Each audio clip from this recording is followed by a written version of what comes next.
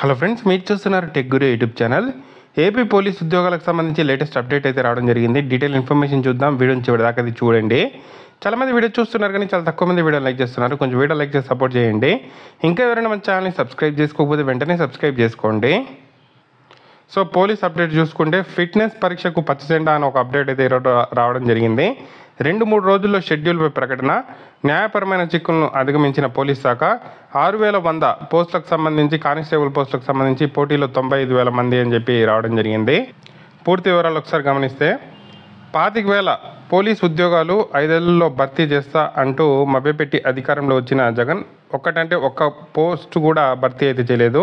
కూటమి ప్రభుత్వం అధికారంలో వచ్చిన 3 నెలలు కాకుండానే పోలీస్ ఉద్యోగాలు భర్తీకి శ్రీకారం చుట్టింది.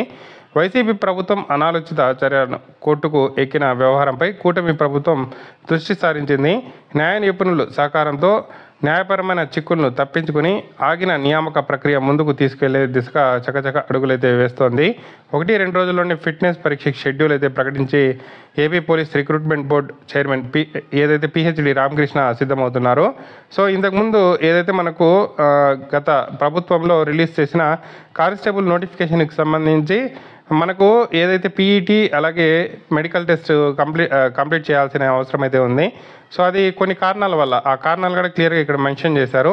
పోలీస్ ఉద్యోగాలకు నోటిఫికేషన్ విడుదల చేసిన వైసీపీ ప్రభుత్వం గతంలో ఎన్నడూ లేని విధంగా సివిల్ హోంగార్డులకు 15%, ఏపీఎస్పీ హోంగార్డులకు 25% ఇక్కడ మనకు రిజర్వేషన్ అయితే ఇచ్చింది. 6,100 కానిస్టేబుల్ ఉద్యోగాల్లో 1,100 హోంగార్డులకే పోతాయి.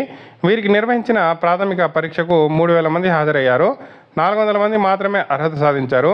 సో ఇక్కడ పాదయాత్ర సమయంలో ఏదైతే వెంట నటించిన హోంగార్డులు ఉద్యోగాలు పొందిన కొందరు తమకు కటాఫ్ తగ్గించాలని, అందరినీ అర్హులుగా ప్రకటించాలని కోర్టుకు అయితే ఆశ్రయించారు.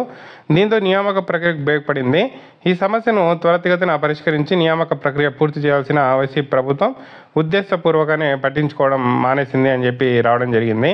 సో దీనికి సంబంధించి దాదాపుగా 4,58,000 మంది ఎగ్జామ్ అయితే రాయడం జరిగింది.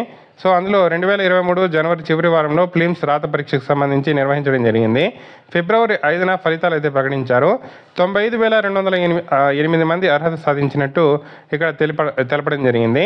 అర్హులైన వారికి దేహదారుఢ్య పరీక్షలు నిర్వహించాల్సింది మార్చి 13 నుంచి 20 వరకు అయితే నిర్వహిస్తామంటూ హాల్ టికెట్లు కూడా జారీ చేసింది. అదే సమయంలో పట్టభద్రులు ఎమ్మెల్సీ ఎన్నికలు రావడంతో ప్రక్రియ అయితే వాయిదా వేశారు.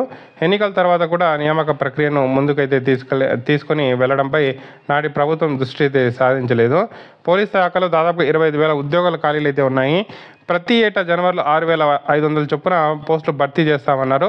కానీ గత ప్రభుత్వంలో ఒక్కటి కూడా పోలీస్ ఉద్యోగాలకు సంబంధించి నోటిఫికేషన్ అయితే విడుదల చేశారు, కానీ ఆ నోటిఫికేషన్ అయితే కంప్లీట్ చేయలేదు. సో ఇప్పుడు ఏదైతే మనకు ఇష్యూ ఉందో దాన్ని రిజాల్వ్ చేసి 1-2 రోజుల్లోనే దీనికి సంబంధించిన షెడ్యూల్ అయితే విడుదల చేసి, సో మనకు ఈవెంట్స్ అలాగే మెడికల్ టెస్ట్ అయితే కంప్లీట్ చేసే అవకాశం అయితే ఉంది.